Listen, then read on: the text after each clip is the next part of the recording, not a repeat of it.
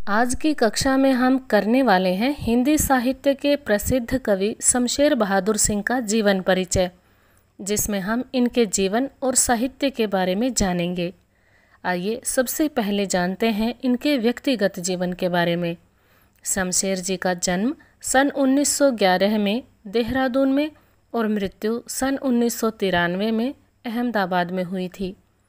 श्रीमती प्रभुदेई इनकी माताजी थी और बाबू तारीफ सिंह इनके पिता थे।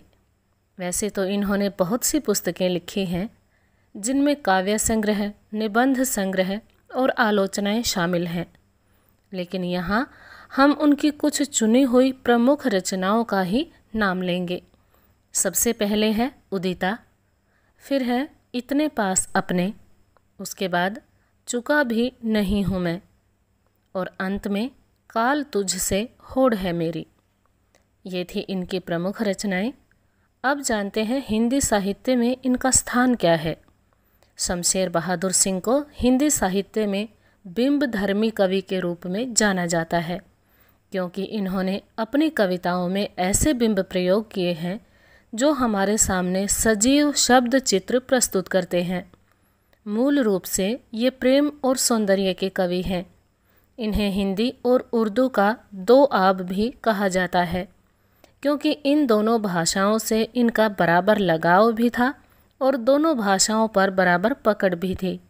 दो आब का अर्थ होता है दो नदियों का मिलन, अर्थात ये हिंदी और उर्दू को दो नदियों, दो धाराओं के समान मानते थे।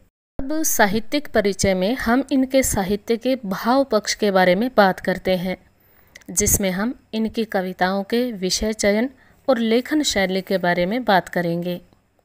सबसे पहला, भले ही ये प्रेम और सौंदर्य के कवि हों, फिर भी इनकी रचनाओं में राष्ट्रीय, सामाजिक और मानवतावादी चेतना भी खूब मिलती है।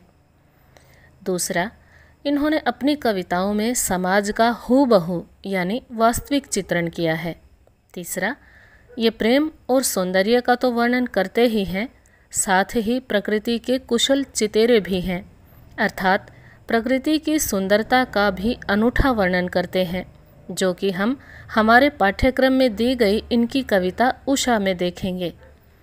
चौथा, इन्होंने अपनी व्यक्तिगत अनुभूति को ही अपनी कविताओं में व्यक्त किया है, अर्थात इन्होंने वही लिखा है जो इन्होंने अपने जीवन में अनुभव किया है। अब जानते हैं शमशेर जी के साहित्य के कला पक्ष अर्थात इनकी भाषा शैली के बारे में। जैसा कि हमने अभी जाना था कि हिंदी और उर्दू दोनों भाषाओं से इनका बराबर लगाव था, इसलिए इनकी भाषा पर उर्दू शायरी का प्रभाव देखने को मिलता है। इन्होंने चित्रकला का भी गहन अध्ययन किया था, इसलिए इनकी कविताएं चित्रकला से भी प्रभावित हैं, तभी तो इन्हें बिंब धर्मी कवि कहा जाता है।